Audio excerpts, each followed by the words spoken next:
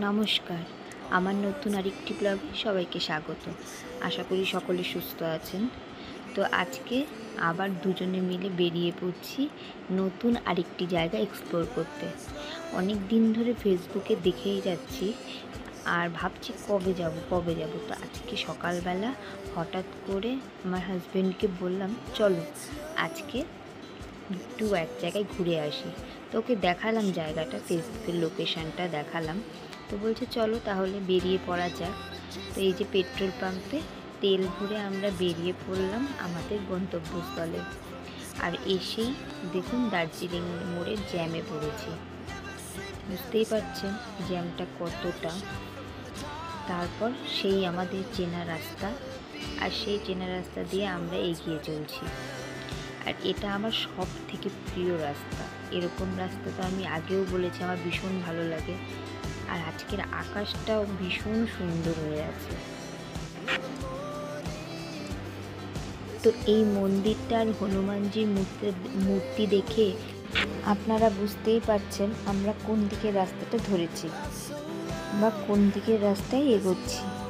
হ্যাঁ, আপনারা ঠিকই ধরেছেন, এটা রংটংয়ের রাস্তা।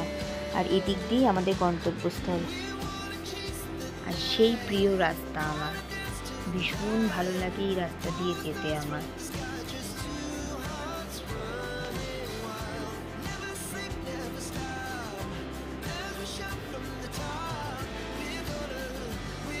চারিদিকে খালি সবুজ আর সবুজ, কি ভালো লাগে দেখতে বলুন তো।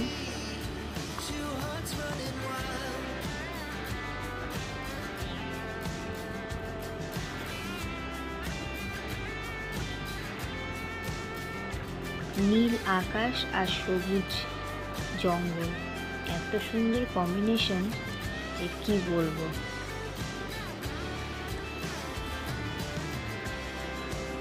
যতবারই এই রাস্তাগুলো দিয়ে আসি ততবারই রাস্তাগুলোকে নতুন রূপে দেখি, তাই না বলুন? তো এইদিকে আমরা রংটং পেরিয়ে গেলাম। আমরা রংটং পেরিয়ে আর একটু এগিয়ে যাচ্ছি, আর হয়তো আমরা খুব কাছাকাছি চলেও এসেছি আমাদের গন্তব্যস্থলে।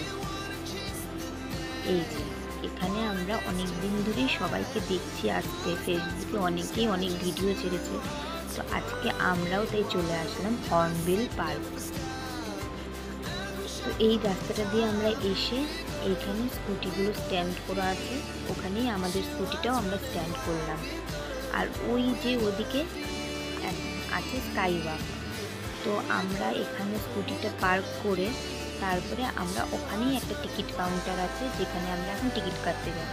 আর এখানে এই ড্রেসগুলো পরে সবাই ফটো তোলে, পার ড্রেসের চার্জ 100 টাকা করে।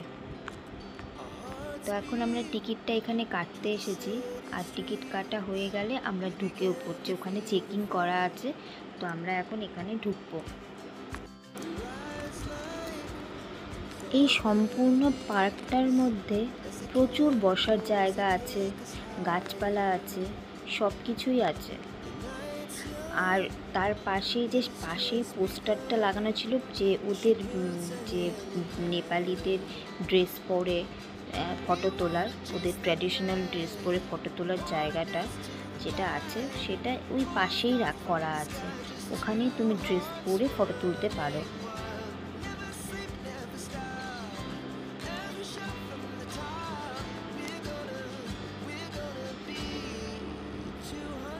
এখানে লেখা আছে আই লাভ নেচার। এখানে প্রচুর জন এসে ফটো তুলছে,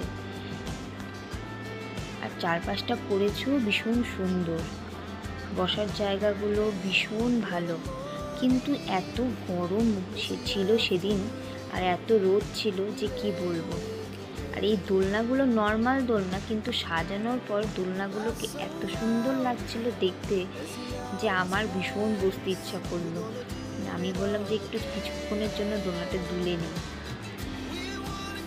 চারপাশের পরিবেশ আর এত বাচ্চাদের দেখে আমার মেয়েকে আমি ভীষণ মিস করছিলাম।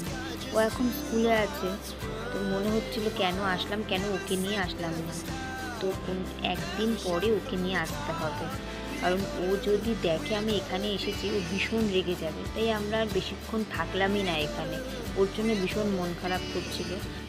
তাই আমরা এখান থেকে তাড়াতাড়ি বেরিয়ে গেলাম আর চলে গেলাম স্কাই ওয়াকের ওখানে। এটাই স্কাই ওয়াকের রাস্তা, যেখানে আমরা টিকিট কাউন্টারে টিকিট কেটেছিলাম, তার উপরতলায় স্কাই ওয়াকের রাস্তাটা।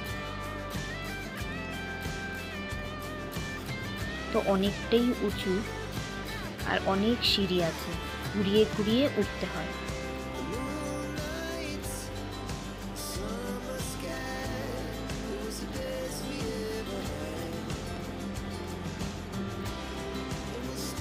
এখানে উঠে ওপরে জুতো পরে ওঠা অ্যালাউড না, তাই আমরা নিচেই সবাই দুজনের জুতো খুলে নিয়ে তারপরে উপরে উঠছি। কিন্তু সিঁড়ি দেখেই তো আমার ভয় লাগছে যে এত নড়ছে সিঁড়িটা, আমি উঠতেই ভীষণ ভয় পাচ্ছি।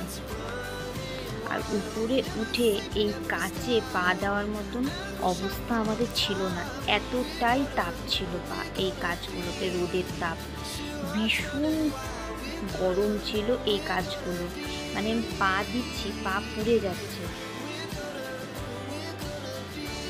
সেদিনকে প্রচুর টুরিস্ট এসেছিল আর প্রচুর ভিড় ছিল, কিন্তু উপরে উঠে সিনারিগুলো এত সুন্দর লাগছিল চারপাশে। ওই যে শিলিগুড়ি দেখা যাচ্ছে, কত ছোট ছোট ঘর বাড়ি কত দূরের থেকে দেখা যাচ্ছে এখান থেকে, ভীষণ ভালো লাগছে দেখতে। আর চারিপাশে ভিউটাও দারুণ ছিল।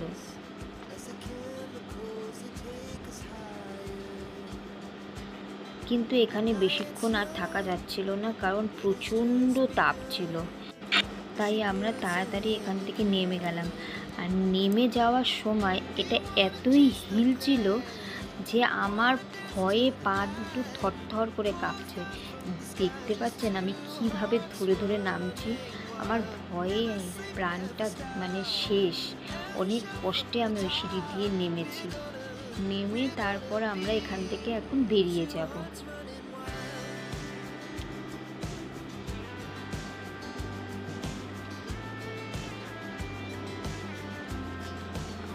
দেখেছেন কতটা উঁচু এটা।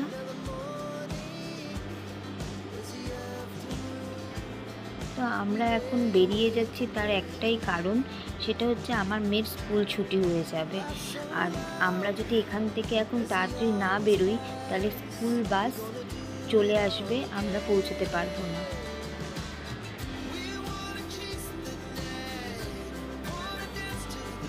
তো রাস্তায় যেতে যেতে হঠাৎ প্ল্যান হলো যে মেয়েকে একবার স্কুল থেকে পিক আপ করেই নিয়েই বাড়ি যাই, কারণ স্কুল বাস যেতে যেতে অনেক লেট হয়ে যাবে। আমরা পৌঁছে গেছি তার আগে স্কুলে। এই মেয়েকে নিয়ে স্কুল থেকে এখন আমরা বাড়ির দিকে রওনা দেব। আর মেয়ে অলরেডি বাসে উঠে গেছে, তাই বাসের থেকে এখন মেয়েকে নামিয়ে তারপরে আমরা বাড়িতে যাব। আজকের ভিডিওটা এইটুকুনি, টাটা।